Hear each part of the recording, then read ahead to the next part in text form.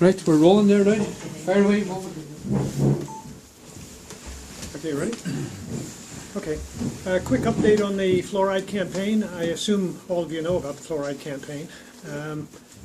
Heads are nodding, so I'll go on with it. I'm just back. Last week I gave a talk at Dublin City Council. They had a special group set up. I was invited to give a talk against fluoridation. The government had four people show up, one doctor, three dentists as far as I know. At least one of them was a dentist, the guy who gave the performance.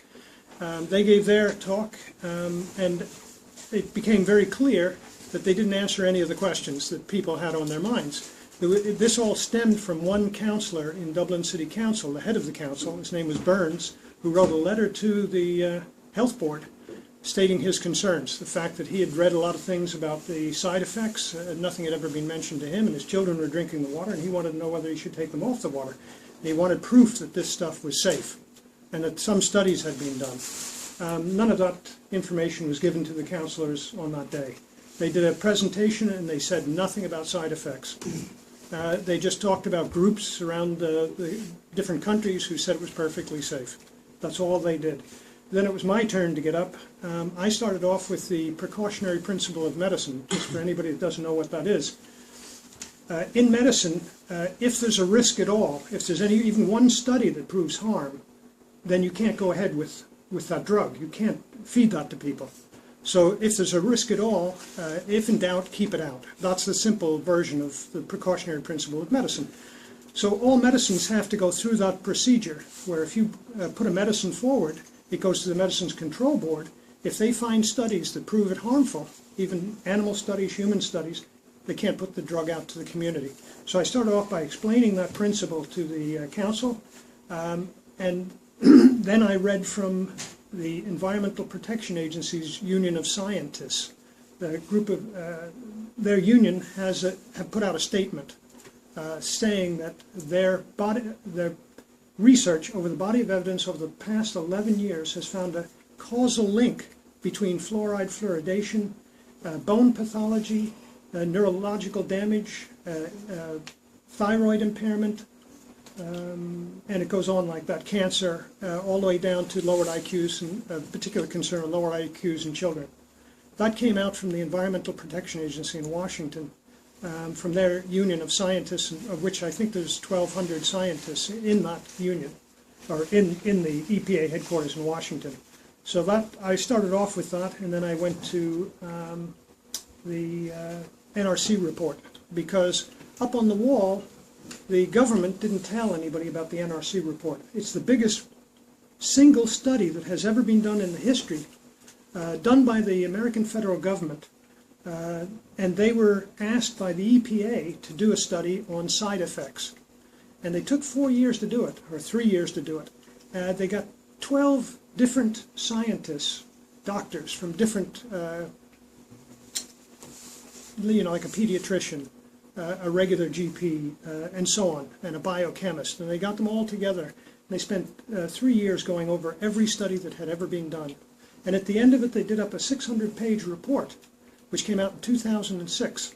And in that report, it actually says that fluoride causes harm at 1 part per million, which is what you've been fed for almost 45 years, and that at 1.5 part per million, it starts doing bone damage. And in fact, it says that even at lower levels than 1 part per million, it causes bone changes that may lead to higher fracture rates. It said that they found lowered IQs in children at 2 parts per million in a Chinese study, and it went on like that, naming off all the damage that fluoride does at very small amounts. The government man who did the presentation, the dentist, he didn't even mention that report. The largest one in history. He named off other reports, and he just picked out single sentences out of it. So I gave my presentation. I went on and I also talked about that it didn't make sense, that it was a breach of human rights. We ended up going to the cancer maps, all Ireland cancer maps. I don't know if you guys have seen these. Yeah. Well, they're maps, and they were done by the Irish government, and they show Northern Ireland compared to Southern Ireland, the cancer rates. And green is for very little cancer, purple's for a lot of cancer. And in Northern Ireland, where the borderline is, because John helped put the borderline in, you'll see that the Northern Ireland's in green. So very little of these cancers like leukemia, pancreatic cancer, prostate cancer, and so on. They looked at 18 different cancers. And in all 18 different cancers that they studied between Northern Ireland and Southern Ireland, the Republic of Ireland had a higher cancer rate. So I brought this up to them in the end, and I also showed them two pieces of film. One was the acid eating its way through a tanker in America, so that they knew what this stuff is that they're putting in the water system. And the other one was Dr. Dean Burke, the head of the National Cancer Institute for 45 years. He presents on video in Holland. He actually showed a study that he had done where he compared fluoridated to non-fluoridated areas.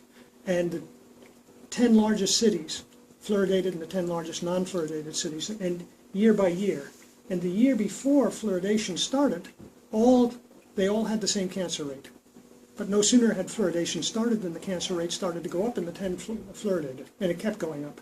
And he estimated that something like 40,000 or 44,000 Americans had died in a very short space of time from fluoride cancer. And so I was showing them that the cancers are higher in the Republic of Ireland and Northern Ireland, which is non-fluoridated, and that corresponds to what Dr. Dean Burke was saying. Now, at the end of the presentation, the counselors were not allowed to, they could put their questions forward, that they were each given 2 minutes each to give their questions. That was it.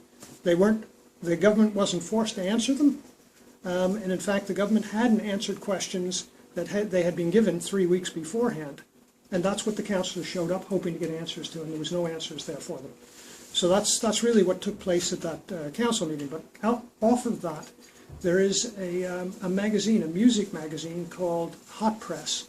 And I don't know if any of you have seen these magazines, but they've been running for the last 7 weeks articles on fluoride. So they did, is it Richie Ryan? He's one of your ministers, or had been a minister of yours. He fought to stop this coming in 1963. He was a politician then, and he opposed this. And in fact, he was there at the court cases and so on. So he's telling his story of what happened in the history of why you guys got fluoridated and how corrupt the government was at the time and why this was done to you. So that was one of the articles, and then it goes on like that. They have a letter in from Dr. Hans Muhlenberg this week. They had a letter in from me in the letters column. I just wrote into the magazine to say I was happy that they had the integrity to run these articles. This week, they interviewed me for about 4 hours on what happened in Northern Ireland. First of all, they ran an article on what happened in the Dublin City Council, what took place. And they made it very clear in the article that the government isn't answering questions. And they're not about to present any information that proves this safe. They don't have any, or they would have presented it to Dublin City Council. And the councillors are now about to put in a motion to ask for this to be banned in Dublin. That's going in at the next council meeting. So, and the head of the council obviously didn't get his answers to the questions either. The other thing that has happened is, I don't know if you're aware, there's a Sinn Féin TD, his name is Brian Stanley, and he's put in a motion which now has to be debated at the Dáil on banning fluoridation in the Republic of Ireland. So he's looking for a law to outlaw this in the Republic. That has only just gone in. So I would urge everybody here in this room to get on to the Sinn Féin councillors, get on to any councillors, and ask them to back that motion. That's good, Walter, that it's happening in Dublin, because apparently from previous campaigns, against the water taxes, way back in, I think it was 1980s, once it was stopped in Dublin, it stopped in the rest of the country. Well, so there is that consensus of, if you can get something effectively done or stopped in that County Dublin, it'll halt it in the whole country, so that's really good. Well, I think it's a huge step forward. The fact that somebody has put up a motion like this, because that motion's going around the world now. They're being told about this in Israel. Right now in Israel, the Israeli government have just ended mandatory fluoridation as of June. They had mandatory fluoridation in parts of Israel. And there was a huge campaign being fought by citizens there, and it's now coming to an end. And anywhere that you're given the choice, people vote this out. So I guess as an update, that's happened. Girl Against Fluoride, as far as I know, has lodge papers in court. So some court papers have gone in to challenge the government in some way, and I don't know how that's been set up. I don't have particulars on it. I just know it's been done. But I think the best hope we have is your Brian Stanley's motion, because it now brings it to the Dáil to actually debate this. It hasn't been at the Dáil before. It's really been kept in council level. But Dublin City Council, just as Kim is saying, being the largest, if they go against this, it'll be the death knell for it, I think. So like a pebble in a pond, it'll yes, spread it to the rest of the county. Without any doubt. Definitely. You know, there'd be no way of stopping it, I don't think. That's my feeling. Well, the councillors in Limerick all called for it to be banned. Oh, that's right. Right away. Yeah, that's right. So it's starting to take off, isn't it? That was only in the last week or so. So I think also these hot press articles are putting enormous pressure on the government because they're relentless. They're coming out week after week with more and more information pushing for this to be stopped. This week, what they're going to be talking about, because I was interviewed just this morning for about 3 hours, is what happened in Northern Ireland and why did none of it get reported in your press or your media down here. That's what's hopefully going to be going in next week. Because none of the things that happened in Northern Ireland, for example, in Northern Ireland, at the end of our consultation period, we had 25 out of 26 councils vote against it. The 4 area health and social services councils, we had Shorts threaten to pull out of Northern Ireland, we had the 2 farmers unions against it, NIPS, the large civil servants union against it. None of that got reported in your papers.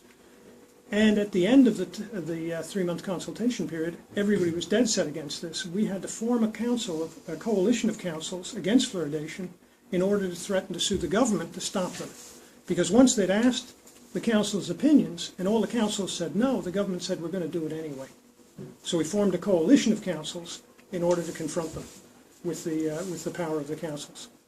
So that all happened, and also we had, this is now during the Troubles, you know, what you would call the Troubles with direct rule back in '96.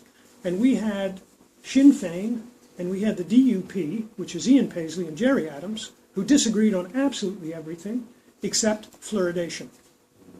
They both were vehemently opposed to water fluoridation, and yet it didn't get reported in your press. Nothing was mentioned down here. Don't you think that should have been news? We thought it should have been big news, and we sent down press releases to all your papers down here. Nobody carried anything. RTE never carried it, nothing. So something happened. Deliberate. Well, I feel it was deliberate. I was also told at the time, whenever we were doing it in Northern Ireland, I was told by the BBC and UTV that they would never cover it, and that there was a D notice or some kind of notice on it, that the government didn't want this even spoken about. And whenever we put out, I put in, as did Maria, we put in letters into the letters columns of the local papers. They got threatened with lawsuits by the health board to stop our letters going in. So they were cutting off even the letters columns. They really didn't want this talked about. And you guys have never had a debate about this. Whenever we were at least asked, we all said no. But you haven't even had the courtesy to be asked. You're just being force-fed this stuff, and the rest of Europe have said no. And anywhere that they've given the choice, like they've just done in Australia, Queensland and Australia, they just only about, I think it was in January, they gave them the right to decide whether they wanted it or not. So far, 500,000 people are without fluoride for the first time in their lives in Queensland and Australia, because every council who put it to the people have voted it out. So hopefully that'll happen here. Anyway, that's a quick synopsis of what's going on the fluoride front. Thanks very much, Walter. Any questions? Why is putting the fluoride into the water in the first place? Well, there's the reason they tell you, and then there's the other reason, you know. Which do you want to hear? Both reasons? Okay, both. They say that it supposedly reduces tooth decay in young pre-adolescent children. Mm-hmm. That's what they say. Right. Now, they also, another thing that happened at the council meeting, the dentist who presented said that if they took the fluoride out, that the tooth decay would rise in the Republic. In a government, an EU report, they said that any area that they had looked at could find no rise at all in tooth decay once fluoride was taken out, which means the stuff doesn't work. So but basically they're killing off people's cancers, is that it? Well, there's two ways of looking at this. Population. One is that you've got a pharmaceutical industry who have a toxic waste to get rid of. Yeah. And here, they could either pay millions to put this in a lined landfill and bury it, which would cost them millions, or they could sell it to you for millions, and then you pass it to the community kidney, it all gets flushed down the toilet, out into the environment where they're not allowed to put it. That's a possibility. You know, another possibility, I don't say this is the case, is you've got a pharmaceutical industry who put this in, who give this to the government. Well, the government takes it, and they actually pay for it, and then they put it in the water supply. A large number of people are going to get irritable bowel from it. A large number of people are going to get thyroid dysfunction. A large number of people are going to get cancer. A large number of people are going, and they're all going to start turning to the pharmaceutical industry, aren't they, for medicines and so on. So it's like a win-win thing. Profit. But I don't say that's why they're doing it. No. But there is that aspect to it. Yes. Now, there are two books. There's one by Christopher Bryson, who was a BBC correspondent, and that's another thing I did at this. I said, now, if there's even a shadow of a doubt, you have to stop this. And if it's a medical controversy, you must err on the side of safety in any medical controversy. So I had a stack of books. You've seen me with these, John. I had a stack of books done by biochemists, doctors around the world, all with studies in them talking about fluoride causing harm. And they're all published peer-reviewed studies, book after book after book. And I said, now, these books are all still for sale. None of these authors, none of these doctors have been sued. They're still on the market. Why? And then I held up Christopher Bryson's book. He's a BBC correspondent, and he did a book called the Fluoride Deception. Yeah, the Fluoride Deception. And in the book, he says that the research he's done has shown him that this is for industry. Industry's driving this, and they're getting rid of the toxic waste. And that's what the whole thing's about. Now, he hasn't been sued for saying that, which makes me suspect that it might be true. Yeah. And with all these books, and they've got nothing, and they presented no proof at that council meeting. It was appalling. That's really it. But there you go. Okay. So I don't know if that answers it. Walter, you mentioned the Girl Against Fluoride. Yes. And Aisling Fitzgibbon. Yeah. And along with her, there are a small band of other people who have been working tirelessly over the course of the last year and more. Mm-hmm. Do you think the pressure that they have been putting on in their campaigning has really actually caused a change, or will cause a change? And public Yeah. opinion, that public opinion will sway politicians to actually act in the way in which they should be acting? Every action has a reaction. It's a basic law of physics, and that's actually what I would have started off with the mobile phone technology as well. You can't drop a stone in a pond without ripples, and so every ripple, no matter where it comes from, is going to have an effect, and without doubt, she's having an effect, because she's taking it to the common person, as well as to politicians and anybody else she can get it to, as did her mom through the school in Kerry. Their school, Mercy Mount Hawk, brought this issue to the Dáil, a group of school kids, and they won an award for their campaign to get this out of County Kerry. And in fact, they got the county council to vote against it. So a group of school kids could get the county council to vote against it. Can you imagine what a room full of us could do if we really put our attention to this and pushed at it? There's no doubt that we could make a change. News last week was that a councillor in Finn Valley, McGowan, was on about the fluoride in the water, that it was going to a vote or something, I think. Just sort of aired it on. Was it? He wrote to the HSE asking them to investigate the merits of putting this fluoride into the water. What's his name, Martin, do you know? He's a Patrick- cousin of ours, Patrick McGowan. Oh, very good. But I I had thought it was- another yeah. cousin that took this up about 7 years ago, and she got it as far as prime time, and she paid at her own expense experts to come over from America to back this up, the argument against it. And I was actually speaking to her a couple of months ago about it. But she says there's something ingrained within legislation that the councils doesn't have the power to take it out. It's further than that.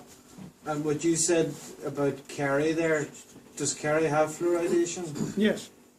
Even though Because- the councillors voted Yes, against it? because in the end of the day, it went to a constitutional challenge back in 1964 with Gladys Ryan against the state.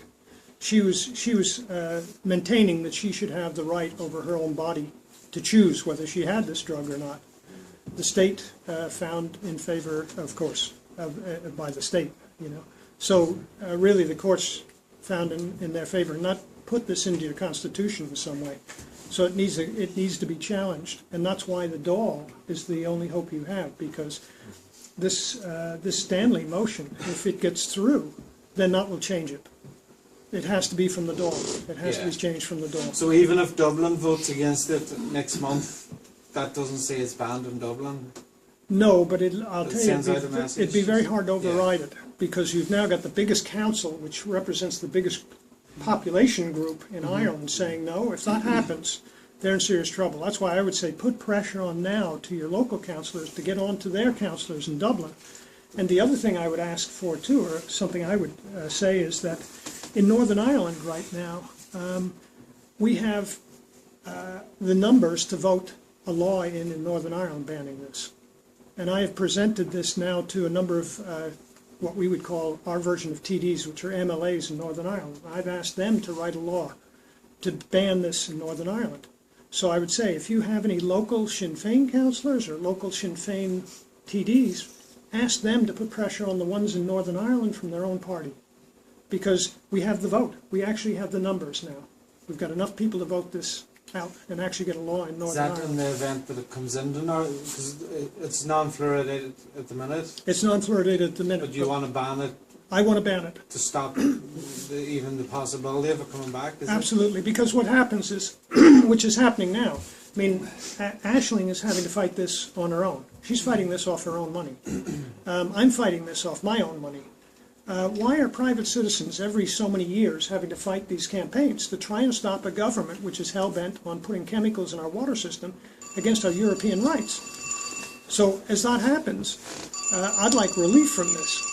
I'd like to have to stop campaigning. I don't see why I should have to fund a whole campaign, you know, against the government who has your tax money. So I think there should be a law on the books. And also, you should have the right to choose whether you want this drug or not. You know, you have the right with any other pharmaceutical. Why don't you have the right with this? So that's my opinion. And so that's what I'm pushing for. So I would ask if you have any influence or you know anybody. Can we take one more question? Walter, Yes. one of our members here was telling me very recently that their son had gone to school, their primary school, and they had mentioned to their teacher that they didn't believe that fluoride was good for their health. Mm-hmm. And their teacher told them that they were wrong in that assumption. So what could you say to other school teachers around the country to challenge that opinion? What should the teachers who have been indoctrinated to think that fluoride is good for the health, what should they do to maybe think again? Well, I think first of all, just as I did, you do some reading. You start doing research on this. It's very easy. You can go to fluoridealert.org, fluoridealert.org, and you'll get the history lesson of your life. You'll get information on the latest campaigns. You'll get the top science that's out there. You can even get the Fluoride Deception by Christopher Bryson. It's still on sale. And I would challenge that teacher for saying that in my school. I mean, you know, I tried to get Wi-Fi out of the school my kids went to. And the science teacher, my son came home from school and he says, you know, you say that microwave ovens leak. My science teacher says that's not true. Does he? So I picked up the phone and I called him up. I said, where'd you get this from? He said, well, it's in the curriculum. Well, I don't care if it's the curriculum. I've got a meter here that'll show you it's not true. And in fact, I went into your principal and I proved that the one in your staff room is leaking. So I said, I'd really prefer you didn't say this without any proof. I said, have you done any reading? He says, well, no. I said, do you know anything about electromagnetic fields? No. But they're going around teaching it as if they do. It's the curriculum, you know. So I would go back to those teachers. I wouldn't just leave it. Well, just on that, Walter, like women don't really realise these hair dryers up to your brain is quite lethal. They don't realise. Yeah, like, never mind mobile phones, a hair dryer up. I don't have that problem, like, but for women, you know, like look how long a woman uses her hair dryer for. Like that's quite lethal, isn't it? Well, it is a huge electromagnetic field. The only lucky thing you have is that when you use a hairdryer, you use an iron, you use it for short blasts of time. Whereas a mobile phone, and especially these cordless walk around the house phones, they're on all the time. They don't turn off. They're on 24 hours a day. The base of it is what's pumping out microwaves full time. So it's full-time radiation. So The worst one is the baby monitors. Oh, the baby monitors are right horrendous. beside the baby, like Yeah. pumping out radiation 24/7 into that baby's brain, and then the parents go and have the other piece of it at their brain. Yeah. My wee girl's friend. Unbelievable. Down my house there last week. She's only 12. Yeah. And she's suffering with headaches for months. Yeah, months, yeah. months. Yeah. Sleeps with a mobile phone underneath her pillow. But some people might not get sickness straight away. It's accumulation of it in a child. That's where that brain damage is being Yeah. done. Like, it might show any symptoms. Like, And there's some people who are more susceptible. It's just how it is. This, On the fluoride issue, Walter, what's Evan Putz, the health minister in Northern Ireland, what's his view on all this evidence now coming out? he refuses to answer to any Yeah. evidence. Mm. He just won't answer to any evidence. He says, well, I haven't made my decision yet whether I'm putting this in or not. When I do, he says, this is what he wrote back to me, I'll take your views into account at that time. What does that mean? You know, I'm sending him scientific studies and he's not even answering them. So that's really where we're at. Farmer Putz. industry driven. Another Drivel. industry, yeah, Yeah. absolutely. Okay, that's it. Thank you. Thanks, Walter. Thank you all.